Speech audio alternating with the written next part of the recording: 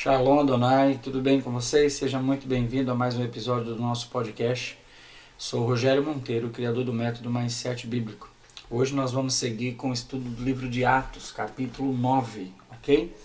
Então prepare aí sua caneta, prepare aí seu caderno, seu papel, seu celular, para você anotar os mindset que o Espírito Santo vai nos dar hoje desse capítulo. Seguimos estudando o livro de Atos dos Apóstolos, ou como eu prefiro chamar, Atos do Espírito Santo, ok? Vamos falar sobre a conversão de Saulo, tá bom?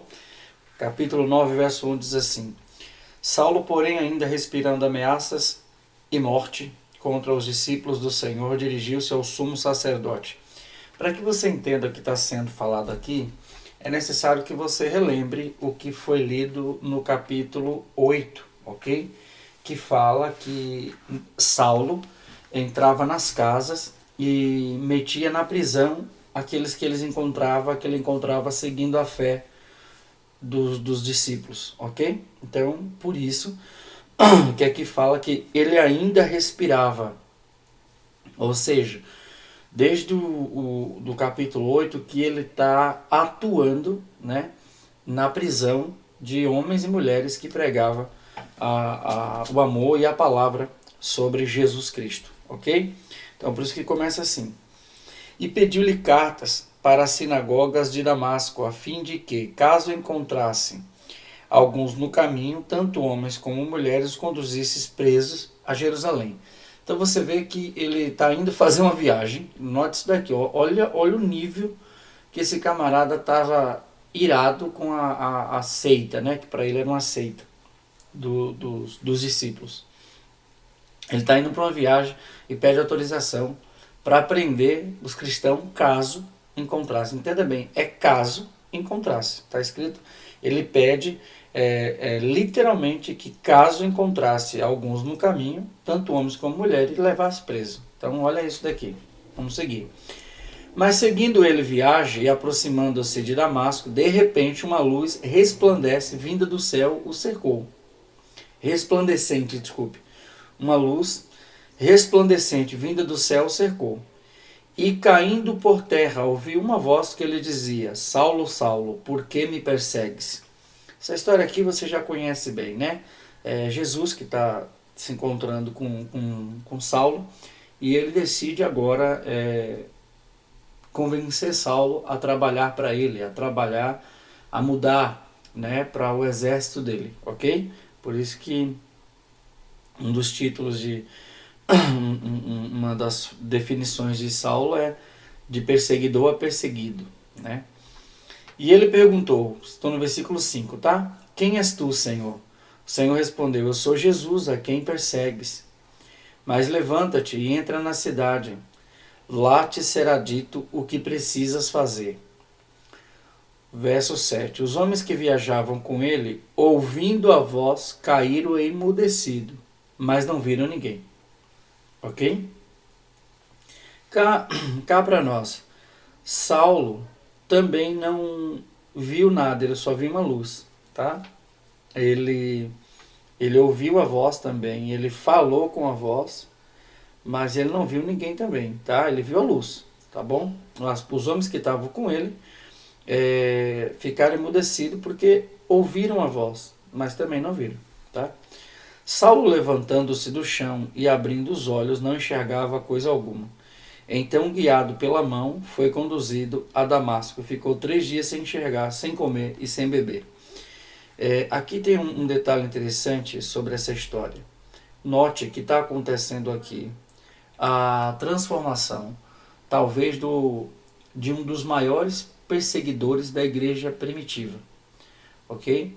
E note que ninguém precisou falar nada, mas ele ouviu Jesus falando: Saulo, Saulo, por que me persegue? Mas Senhor, quem és tu? Eu sou Jesus, né? Jesus conversa com Saulo para explicar quem é primeiro e depois, né, falar por que ele estava passando por aquilo, por causa da perseguição que ele impetrou, né, sobre os cristãos, tá ok? Mas Diz agora que ele ficou 3 dias sem comer e sem beber e sem enxergar. Ele não via nada, ele ficou cego. Ok? Aqui, meu irmão, preste bem atenção. Aqui tem um mindset poderoso para mim e para você. Sabe? Um mindset bíblico extraordinário. Qual é? É que se é para ver errado, é melhor não ver. Ok? Pega isso, meu irmão. Se é para ver errado, é melhor não ver. Imagine, pense comigo, imagine você tomando uma direção errada na sua vida, que vai te colocar num futuro de treva, num futuro de escassez, num futuro de solidão, sabe? Então, é melhor você não enxergar esse caminho. Paulo, ele estava andando contra a maré, ele estava indo contra Cristo, ou seja, ele estava no caminho totalmente destruído, de destruição. Ok? Então, quando ele fica cego, é como se Jesus estivesse falando, olha, eu vou restaurar a tua visão, mas dessa vez você vai ver correto. Você vai ver certo. E literalmente foi isso que aconteceu. Então pega esse mindset aí. Se é para ver o caminho errado, se é para ver a direção errada, se é para ver algo errado, é melhor que você não veja. Ok? Verso 10. Havia em Damasco certo discípulo chamado Ananias. O Senhor lhe disse numa visão, Ananias? Ele respondeu, aqui estou, Senhor. Verso 11. O Senhor lhe ordenou, levanta-te, vai à rua chamada direita e procura na casa de Judas um homem de Tarso chamado Saulo. Ele está orando agora. Vou dar outra pausa aqui pelo seguinte. Que Paulo era religioso, nós sabemos. Mas todo religioso é impaciente. Concorda? Salvo raras exceções. Mas todo religioso é impaciente. Agora Saulo está há 3 dias sem comer e sem beber, 3 dias sem enxergar e está orando. Note que já houve mudança. Saulo já é outro homem, ok? Saulo literalmente já entendeu que existe alguém maior que estava o guiando. Tá bom? Até pela direção que foi dada quando ele teve o encontro, ok? Dizendo, vai à rua chamada direita, tá entendendo ou não? Então, quando Jesus está dando a direção para Saulo, ele já entende que ele precisava seguir essa direção. É aquela coisa que a gente fala sempre, né? Quando é Deus que está falando, você sente no espírito, né? A gente se sente no espírito. Então, não tem como errar quando Deus está falando, meu irmão. Não tem jeito, tá? Então, ele está orando agora. Verso 12. E viu numa visão um homem chamado Ananias entrar e impor-lhes as mãos para que recuperasse a vista. Olha isso aqui. Deus, com um homem cego, presta atenção aqui, outro mindset aqui poderoso para mim e para você. Paulo está cego, mas viu exatamente o que ia acontecer em detalhes. Uau! Presta atenção aqui. Quando Saulo está cego, Saulo está de jejum 3 dias, Saulo está orando, a Bíblia fala que ele teve uma visão exatamente do que ia acontecer alguns dias depois. A lição aqui é a seguinte, quando você está em relacionamento com Deus, quando você tem um relacionamento com Deus, quando você realmente vive um relacionamento com Deus, a tua visão, mesmo você estando cego fisicamente, a tua visão é mais apurada do que qualquer outra. Então, a lição aqui, o mindset aqui, meu irmão, esteja com Deus e você vai enxergar tudo que vai acontecer. Amém? Vamos seguindo aqui. Ananias respondeu, estou no verso 13. Senhor, ouvi de muitos acerca desse homem, quantos males tem feito aos teus santos em Jerusalém. E aqui está autorizado pelos principais sacerdotes para prender todos os que invocam o teu nome. Né? Note que Ananias, ele argumenta com o Senhor, com Jesus, com Cristo, sobre o fato de Saulo ser um perseguidor da igreja, sim, mas também ser um autorizado, uma autoridade, vamos falar assim, com a ordem dos magistrados, né? Com a ordem do sacerdote, ok? Prender prender, aprisionar os cristãos. Então, e Ananias está ciente disso. É curioso isso aqui, porque Saulo ainda não chegou naquela cidade e Ananias já sabia. E olha que nesse tempo não tinha celular, não tinha internet, não tinha Facebook, não tinha WhatsApp. É curioso isso, né? Mas Deus não deixa os seus servos enganados nem confundidos. Ok? Verso 15. Mas o Senhor lhe disse, vai, porque ele é para mim um instrumento escolhido para levar o meu nome perante os gentios, reis e israelitas. Então, Jesus agora revela o projeto dele com Saulo. Ok? Verso 16. Pois eu lhe mostrarei quanto lhe é necessário sofrer pelo meu nome. É o projeto. Essa é a revelação do projeto de Jesus Cristo para Saulo, ok? Então, aqui não tem muito segredo, porque Deus escolheu Saulo, apesar de ser talvez o mais caótico, né, dos perseguidores da igreja nos tempos da primeira igreja, ok? Mas, verso 17 continua dizendo, Ananias foi e entrou na casa, e impondo-lhe as mãos, disse, Saulo, irmão, o Senhor Jesus, que te apareceu no caminho por onde vinhas, enviou-me para que voltes a enxergar e fiques cheio do Espírito Santo. Logo, caíram-lhe dos olhos algo como umas escamas, e ele recuperou a vista. Então, levantando-se, foi batizado. Preste atenção aqui no que aconteceu. Saulo recebe a oração, aí os olhos dele se abrem, mas não é qualquer forma de abertura de olho, ok? Note algo aqui, algo como umas escamas caíram-lhe dos olhos.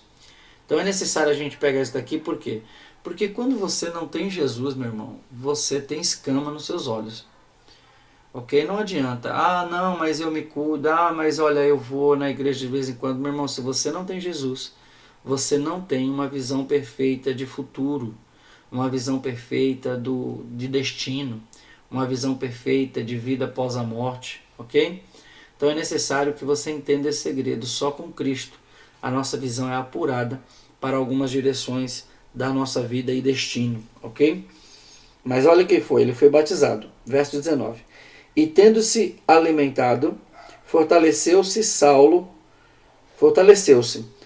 permaneceu alguns dias com os discípulos que estavam em Damasco. Aqui eu paro para fazer um comentário bem interessante, no mínimo interessante, ok? Por quê? Imagine os irmãos se reunindo no culto, porque naquele tempo os cultos eram no lar, né? Era no lar. Imagine os irmãos lá preparando o culto para começar. De repente chega Saulo. Meu irmão, deve ter sido deve ter sido, como dizia lá no Nordeste, um piseiro, um fuzuê, né? Por quê? Por causa que ele era o perseguidor e a igreja de Damasco estava ciente dessas informações, estava de posse dessas informações. Então, é necessário que a gente imagine isso, até porque é uma situação bem delicada. Imagina os cristãos falando, rapaz, esse camarada vai matar a gente, ele não é crente não. Né? E Ananias falando, não, ele é crente, eu orei por ele, né? É aquela coisa, imagine como deve ter sido. Mas sigamos aqui, ó. Aí agora o título aqui dessa segunda parte do capítulo 9 é O Perseguidor é Perseguido. Então agora começa a perseguição contra o perseguidor, que é Saulo de Tarso. Ok? Diz assim, e logo passou a pregar Jesus nas sinagogas, dizendo ser ele o Filho de Deus. E todos os seus ouvintes admiravam-se e diziam, não é este que em Jerusalém perseguia os que invocam a esse nome? Ele não veio para cá a fim de levá-los presos aos principais sacerdotes? Aprenda algo aqui. Lembra que eu falei? O culto está acontecendo, Saulo está pregando, né? Saulo está pregando. E quando Saulo está pregando, o que acontece?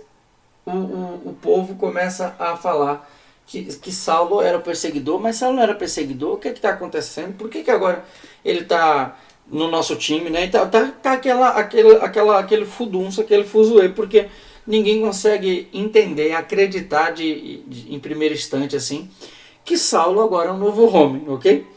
Então imagina como deve ter sido, né? Hoje aqui parece engraçado, mas na época lá eu acho que era um tormento, porque as pessoas falavam, ele vai matar todo mundo aqui, cara, vai prender todo mundo, matar ele não matava ainda, mas ele vai prender todo mundo, né? Porque só era permitido matar se fosse pego um cristão em blasfêmia, né? Que depois tudo virou motivo para a morte, mas hoje se torna engraçado, né? Os irmãos conversando e falando, mas não é esse, não é esse. Verso 22. Saulo, porém, fortalecia-se cada vez mais e confundia os judeus que habitavam em Damasco, provando que Jesus era o Cristo. Depois de muito tempo, os judeus entre si decidiram matá-lo. Olha isso daqui. Isso aqui é muito forte. Por quê? Porque os judeus que eram a favor de Saulo agora decidem matá-lo. Ok? Mas os seus planos chegaram ao conhecimento de Saulo, e como vigiavam as portas da cidade dia e noite para tirar-lhes a vida, os discípulos, levando de noite, desceram-no pelo muro dentro de um cesto. Então agora é a primeira vez que Saulo é perseguido e tem que fugir dos mesmos homens que ele ajudava a perseguir a igreja naqueles dias, ok? Verso 26. Ao chegar em Jerusalém, Saulo procurou juntar seus discípulos, mas todos tinham medo dele e não acreditavam que ele fosse um discípulo. Então Barnabé, tomando-o consigo, levou aos apóstolos e lhes contou como no caminho ele vira o Senhor e que este lhe falara, e como em Damasco pregara corajosamente em nome de Jesus. Aqui eu abro parênteses para falar um negócio aqui, até para descontrair.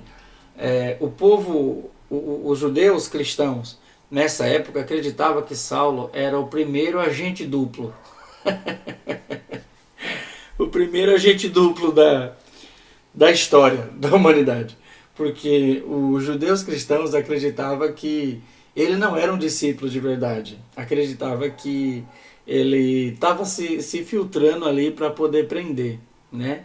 Mas a Bíblia fala que a árvore se conhece pelos frutos. Então, acredito que os frutos de Saulo convenceu a Barnabé, ok? Mas sigamos aqui, ó. Verso 28. Assim, ele passou a andar com eles livremente em Jerusalém, pregando com coragem em nome do Senhor. Falava e debatia também com os judeus de cultura grega, mas eles procuravam matá-lo. Então, imagina aqui que todo mundo tinha vontade de matar Saulo, literalmente. Ou Saulo falava muito arrogante, ou ele tinha tanto conhecimento que colocava as pessoas sem argumento e ele se irritava com isso. Ou simplesmente porque ele era perseguidor e Jesus falou que ele ia sofrer. Tá mais para isso do que qualquer outra coisa. Ok? Mas todo mundo queria matar Saulo. Verso 30. Quando os irmãos souberam disso, levaram-no até Cesareia e o enviaram a Tarso. Lembre-se que Tarso é a terra natal de Saulo, ok? Tarso é a terra natal de Saulo. Tá bom? Ele está voltando para sua terra, ok? Assim a igreja desfrutava de paz em toda a Judéia, Galiléia e Samaria, sendo edificada e vivendo no temor do Senhor, e crescia em número pela coragem vinda do Espírito Santo. Aqui está falando que depois que Saulo saiu, a paz se estabeleceu, o povo queria matar ele, ele debatia, né? E quando a paz se estabeleceu em Samaria, Galiléia e na Judéia, a igreja começou a crescer firmada no Senhor, ok? Então, é importante saber disso, porque não foi sempre perseguição, né? E acontece isso até hoje, não é? Claro que a gente não tem, pelo menos aqui no Brasil, da onde eu gravo hoje esse podcast, a gente não tem perseguição governamental, mas a perseguição é espiritual, é satânica, ok? Então a gente vive tempos de paz e de vez em quando Satanás tenta levar os crentes embora, tenta entristecer e etc, etc. Essa é a vida da igreja. Quando a gente pensa que está tudo bem e a gente vai se acomodando, acredito que Jesus permite, entenda bem, ele não faz, mas ele permite para que a gente desperte em oração, em jejum, em propósito, ok? Última parte do verso 9, verso 32, o título aqui está A Cura de Enéas e a Ressurreição de Tábita, ok?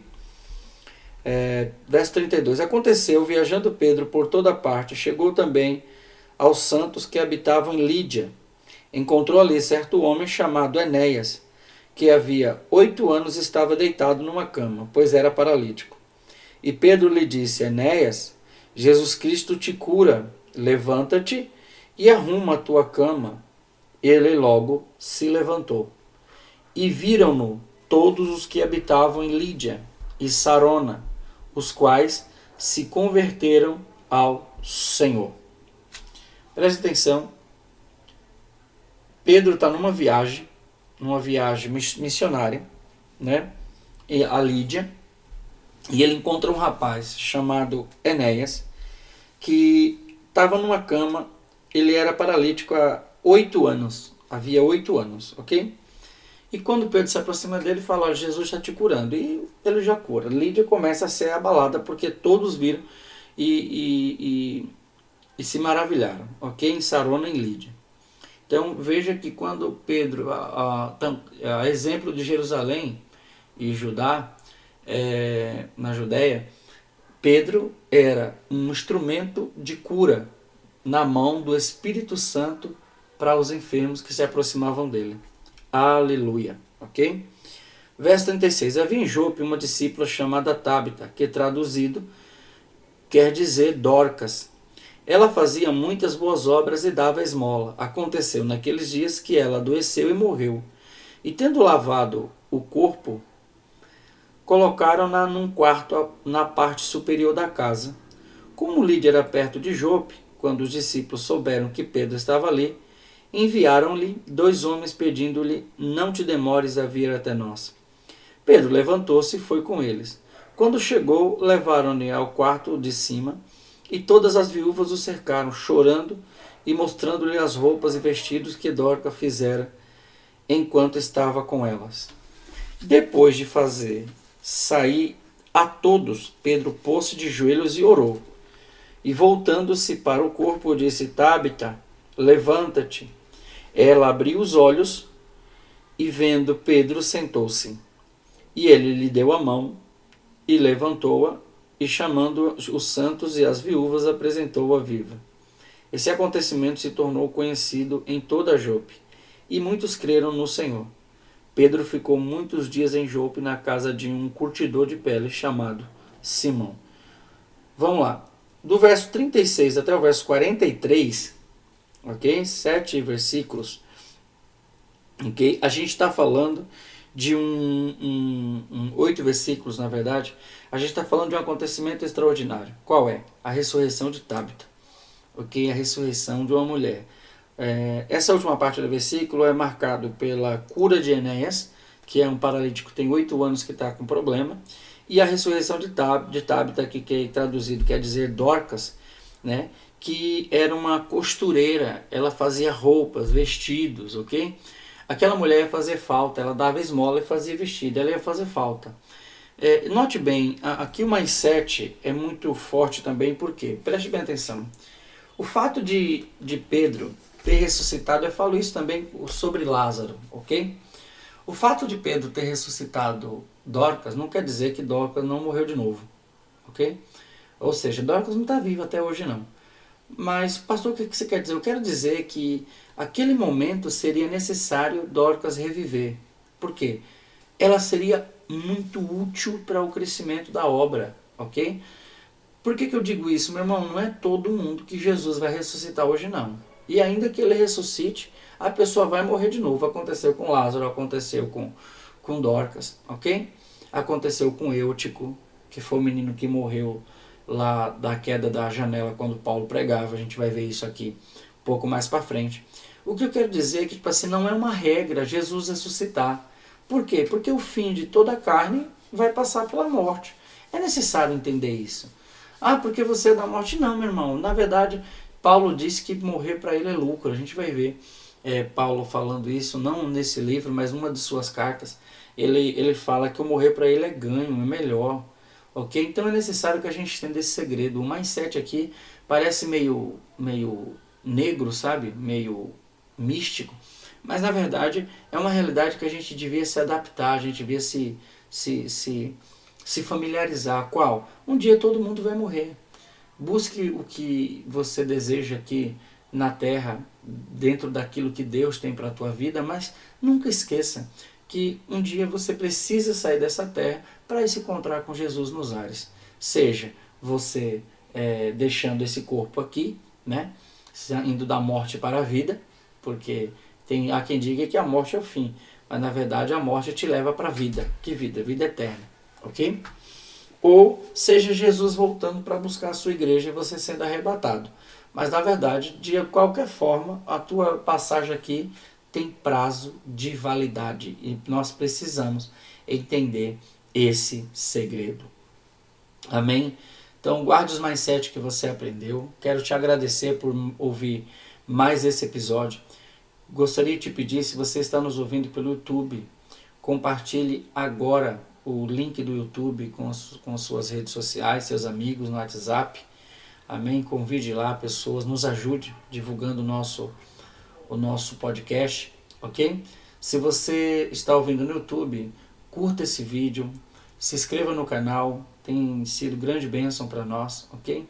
Se você está ouvindo esse episódio num aplicativo de podcast, eu peço que você printe a sua tela, poste nas suas redes sociais, para que mais pessoas conheçam. E não esqueça de se inscrever aqui também no podcast, aqui no aplicativo de podcast que você escolheu para ouvir. Amém?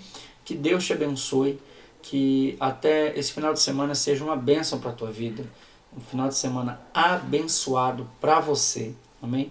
E que haja paz dentro do teu coração e que haja prosperidade dentro do teu lar. Até o próximo episódio e tchau, tchau.